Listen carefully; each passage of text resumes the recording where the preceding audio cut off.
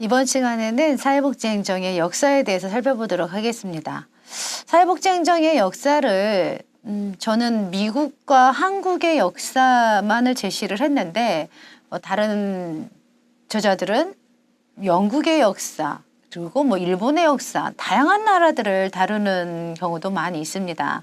그런데 제가 이렇게 미국의 역사와 다음 시간에 하게 될 한국의 역사 이 두 가지만 제시를 한 이유는 첫 번째, 미국은 사회복지 행정이 다른 여러 나라들보다, 물론 시작은 영국에서 먼저 사회복지가 시작은 했지만 꽃을 만개한 나라가 바로 미국이라고 볼 수가 있거든요. 그러니까 사회복지 행정이라는 것이 확립되어지는 데 있어서 가장 빠르게 발전한 나라가 미국이라고 볼 수가 있습니다.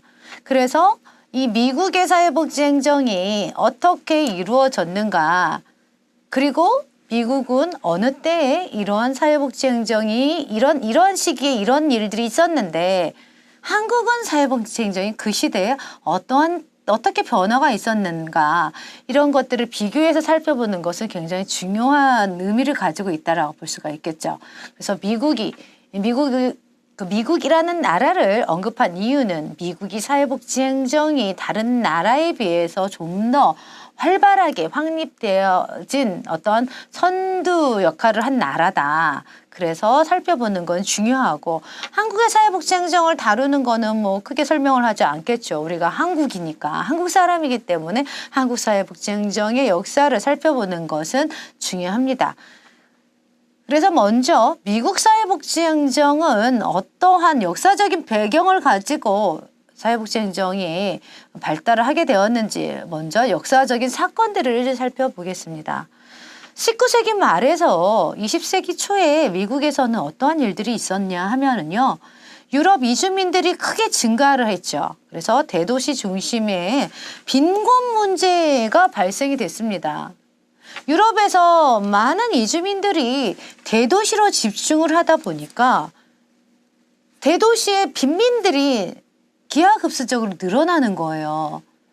그래서 이 빈민들에게 자선이 이루어져야 되겠다 해서 민간에서 자선 활동이 시작이 됐습니다.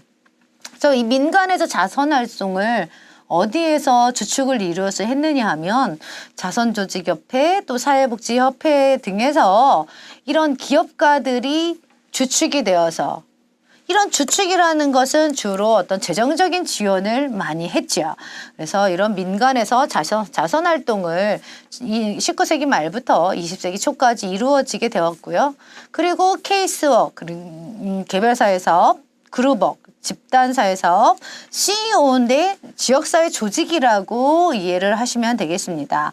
이러한 것들이 언제부터 시작이 됐느냐? 바로 19세기 말 그리고 20세기 초에 걸쳐서 미국에서 개별사회 사업과 집단사회 사업, 지역사회 조직 사업들이 시작하게 되었다라고 볼 수 있습니다.